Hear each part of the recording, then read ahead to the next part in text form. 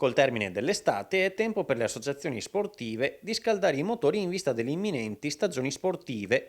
In un clima di festa e divertimento, quindi, nel fine settimana, il Parco Pegaso di Jesolo ha fatto da cornice all'evento Expo Sport. Finalmente dopo un periodo difficile tutte le associazioni, dico tutte veramente, quindi 43 discipline sportive sono ripartite alla grande. Consegniamo delle targhe, un ringraziamento a quello che fanno le associazioni per tutti i ragazzi. La città di Jesolo ha circa 2000 atleti sotto le varie discipline e fare sport, lo dico, non mi stancherò mai di dirlo, vuol dire far crescere i ragazzi in forma sana non solo nel fisico. Nel corso della giornata, le associazioni sportive hanno fatto toccare con mano a bambini e ragazzi di età compresa tra i 6 e i 18 anni tutte le opportunità di sport offerte dalla città e ad animare il pomeriggio, oltre all'intrattenimento dei giocolieri e della fanfara Bersaglieri Leopoldo Pellas, due grandi campioni dello sport olimpico, Antonio Fantin e Igor Cassina. Li abbiamo voluti fortemente qui a Jesolo proprio per rappresentare non solo l'alta qualità e quindi per noi è un prestigio,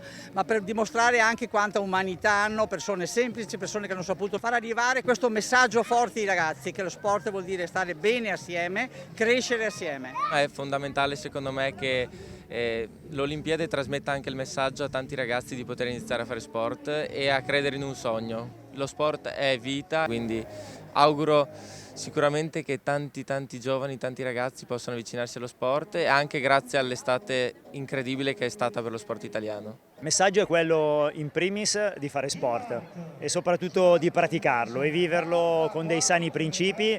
Il bello dello sport è quello di condividere delle belle emozioni, crescere in un percorso di vita e quindi ai genitori un appello è fate sognare in grandi i vostri figli.